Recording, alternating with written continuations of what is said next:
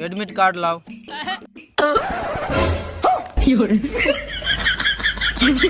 Sir जी पहले हमारा check करिए। ये लीजिए।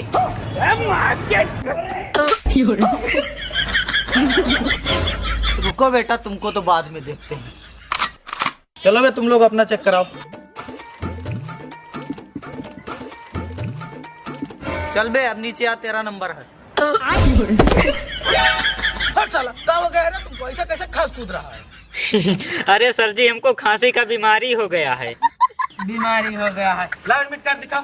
और अभी तो रुको, क्लाइमैक्स अभी बाकी है।